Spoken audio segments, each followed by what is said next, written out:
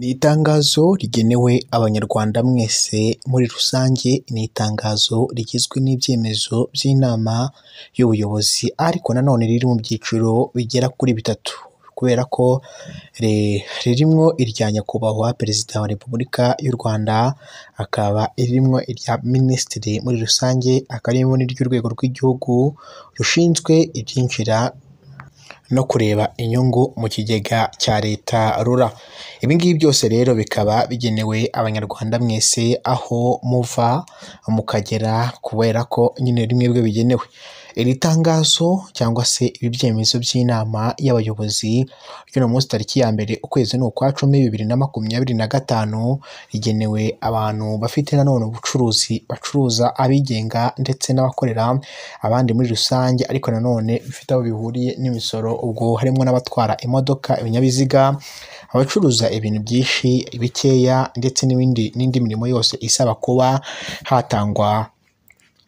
hatangwa amafaranga ya versement cyangwa se y'umusanzu ndetse n'ay'imisoro muri rusange. Rero bikaba byihutirwa cyane kuri abo ngabo mwese, niba uzi ko ucuruza icyo ari cyo cyose ucuruza, ukaba uzi ko business yawe ibaruje muri RDB cyangwa se ukaba neza uzi ko ugomba gutanga umusoro, ndagira ngo itangazo uze kuryumva witonze. Irya kabiri rero irya minisitiri turibuze kugarukaho ni uko yamaze gukurira agaho cyangwa se yamaze guhakanira abo mu burasirazuba bwa Congo, aza kubabwira ibi bikurikira ndibuze kugarukaho, kandi nanone ndaza kukuvuga kuri perezida wahoze uyoboye igihugu cya Congo, ndavuga Joseph Kabila, umaze gukatirwa igihano cy'urupfu dore ko nta kubabarirwa, dore ko kitazigera kinagabanywa. Ese uyu mugabo azicwa wahoze ari perezida w'iki gihugu? Urukiko rwa gisirikare rwaho nirwo rwamuhamije cyangwa se rumukatira ibyaha ndetse bimushinja n'ibyaha birimo kugambana igihugu, kwifatanya n'imitwe yitwaje intwaro n'ibindi, biba ngombwa ko rero akatirwa igihano cy'urupfu. Rero ngo ikaze kuri Zone TV Rwanda, kanda buto yanditseho sabone cyangwa se subscribe, ubundi ujye ubasha kubona ibiganiro byindi dutegura. Ikigo cy'imisoro n'amahoro RURA cyavuze ko kitazongera igihe cyateganyijwe cyo gutanga umusoro avansi ya kabiri y'umusoro ku nyungu ya 2025, kandi abatazubahiriza igihe bazabihanirwa. Icyo kigo kandi cyatangaje ko kugera mu gitondo cyo kuwa kabiri ku itariki 30 Nzeri 2025, mu munsi ntarengwa wo gusora 50% by'abagomba gusora avansi ya kabiri y'umusoro ku nyungu ya 2025 batari barabikoze. Kandi komiseri wungirije wa RURA ashinzwe abasora n'itumanaho Uwitonze Jean Pauline yabwiye igitangazamakuru cya RBA ko amashami y'iki kigo hirya no hino bigaragara ko abasora batinze gusora kuko batitabiriye ari benshi. Yagize ati hari abantu benshi bakerewe, dufite imirongo hirya no hino ku biro dukoreraho, turacyabona ko abantu bategereje umunota wa nyuma ngo bamenyekanishe, ugasanga sisitemu irakira abantu 50,000. Yavuze ko kwakira abantu benshi bishobora guteza ibibazo by'ikoranabuhanga kuko bahuriyeho ari benshi. Yavuze ko kandi abo bantu baza ku munota wa nyuma akenshi usanga baba bakeneye ubufasha bwa RURA mu buryo butandukanye. Uwitonze yanashimangiye ko hari ingaruka nyinshi ku bantu barengeje igihe cyo kumenyekanisha umusoro. Ati hari ibihano byo kutamenyekanisha abasora, ndetse abasora bato ari ubwa mbere bikubayeho ucibwa 50,000 by'amafaranga y'u Rwanda.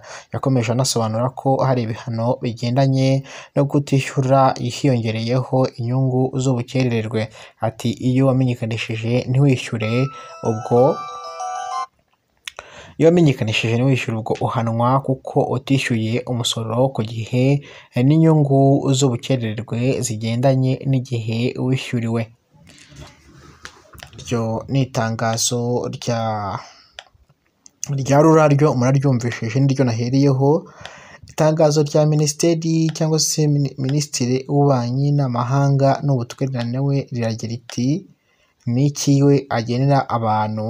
Reka nabyo tubyumve ibyo minisitiri w'ububanyi n'amahanga n'ubutwererane Amber Olivier nawe itangazo yasohoye hanze, ndetse risa nk'irikakaye cyane mu buryo bumwe cyangwa se ubundi.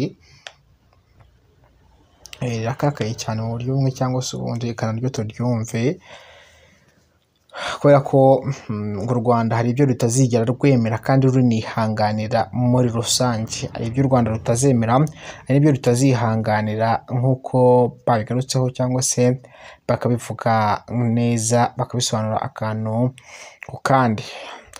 Minisitiri w'Ububanyi n'Amahanga n'Ubutwererane Amb Olivier Nduhungirehe yasobanuriye ko u Rwanda rutazigera rwongera kwemerera abacanshuro cyangwa se abandi bantu bose bifuza kuva mu burasirazuba bwa Kongo mu gihe byakomeranye ko bongera guca ku butaka bwarwo.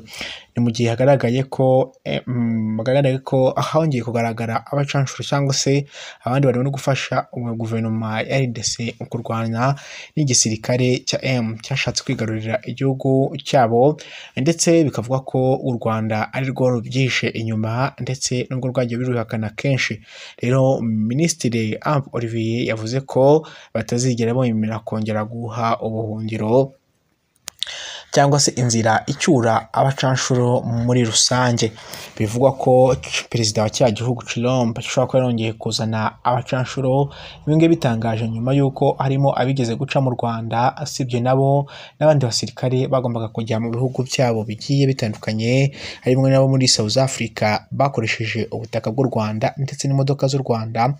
Rero abana b'abacanshuro bo bongeye kugaragara mu burasirazuba bwaho cyangwa se ku butaka bwaho bahawe gasupo, bavuga ko batazigera bongera guhabwa izindi nzira.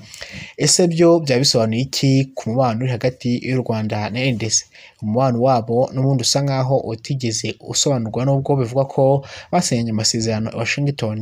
Ngiye mbona ari ayabaringa, kubera ko nibwo ibintu byadogereye kurenza uko byari binameze na mbere. Hano nsubikiye rero, Imana iguhe ibyo kurya, amafaranga ndetse n'ubuzima buzima. Kanda buto yanditseho subscribe cyangwa se ukande kunzogera, bizajya bigufasha kubona amakuru n'ibiganiro byacu bya buri munsi dutegurira kandi tunakugezaho amasaha 24 ku yandi 24.